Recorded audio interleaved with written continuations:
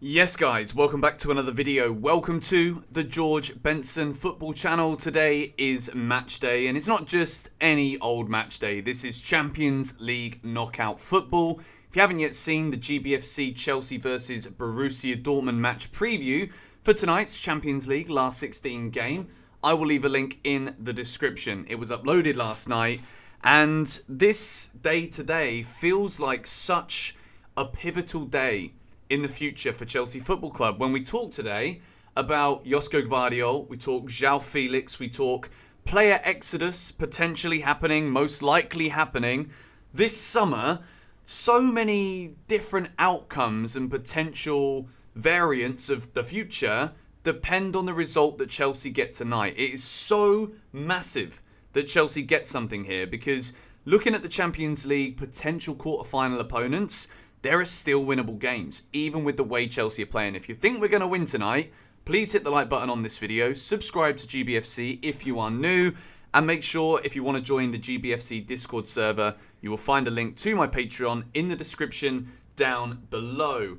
I want to begin today by talking about Levi Colwill. For those of you that don't watch any other football but Chelsea, you probably will never have seen Levi Colwill play, because he plays for Brighton and he's not allowed to play against us. Levi Colwill has had a very good season. Took a little bit of time to get into the team, but I think it's interesting to hear that Levi Colwill has been speaking about Roberto De Zerbi and how he's a bit different managerially in terms of the way that he gets centre-backs play than Graham Potter.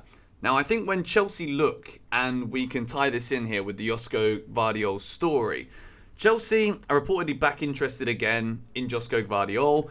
It has become evident since we missed out on signing Gvardiol last summer that he's become one of the best centre-backs in the world. He had a fantastic World Cup for Croatia, scored in the last 16 tie for Leipzig in their 1-1 draw against City, second leg to come. But he definitely is one of those defenders where if you sign him, it's like what Van Dijk did for Liverpool. When you look at the price, you're thinking, now it makes so much sense. He's paid for himself.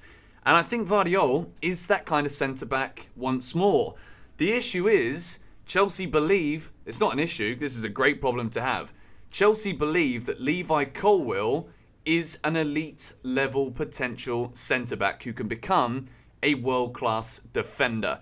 When you think about what we saw from Wesley Fofana in the game against Leeds, not saying it was the performance of all holy performances, but he did win Chelsea the game and defended superbly.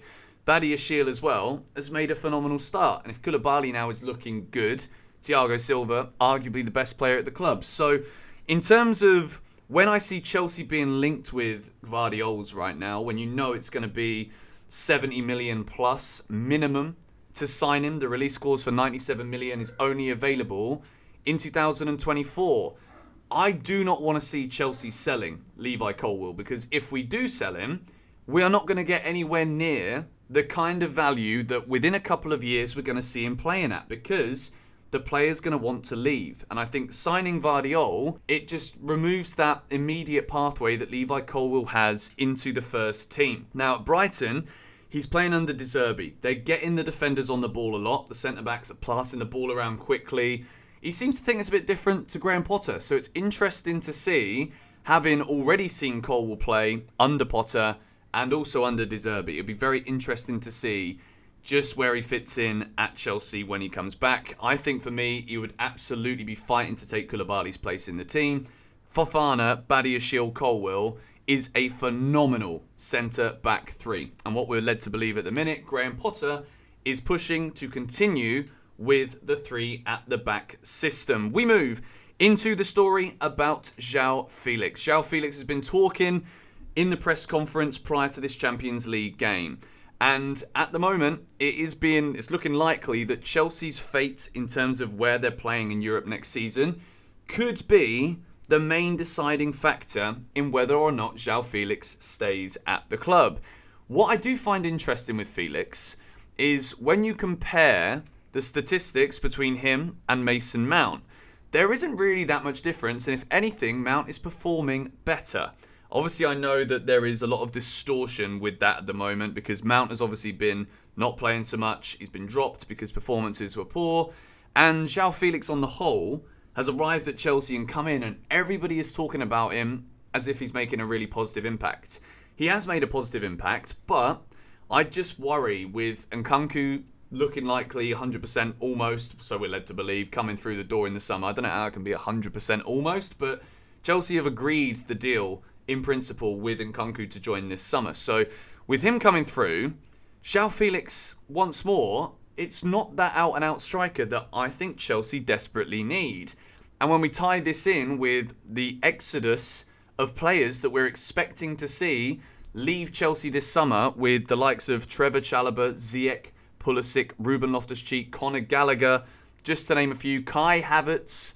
It's a big list of players that may well be leaving Chelsea. So maybe we can see João Felix consistently being used as a number 10 is there any way that in one transfer window Chelsea can lose Mason Mount and Kai Havertz? What would that mean to the players that we'd bring in as replacements? Because you'd look at the squad now, and if Ziyech goes, Pulisic goes, Ruben goes, Gallagher goes, players that can play in more advanced areas, then Chelsea are not only, at this point, having to look to buy an out-and-out striker, a traditional number 9, but they're also going to be looking to sign multiple 10s. So you just wonder here, if João Felix doesn't really kick on between now and the end of the season, will Chelsea not only consider whether or not they want to keep him on at the club, but does the success or non-success of João Felix between now and the end of the season, does that have any impact on Mount signing a new deal? Does that have any impact on Chelsea's willingness to listen to offers for Kai Havertz this summer? I think there are so many different factors where tonight's game can undo or tie up the hinges of certain potential moves.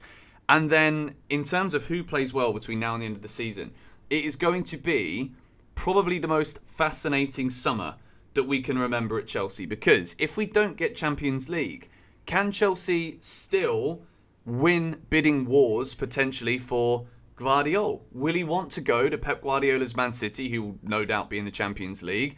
Liverpool are also interested in the player as well. Could Chelsea still have that same pulling power if we do not make the Champions League next season? And that all hinges on whether or not we stay in it and to stay in the conversation by beating Borussia Dortmund tonight. I think it's absolutely fascinating at the moment, Chelsea.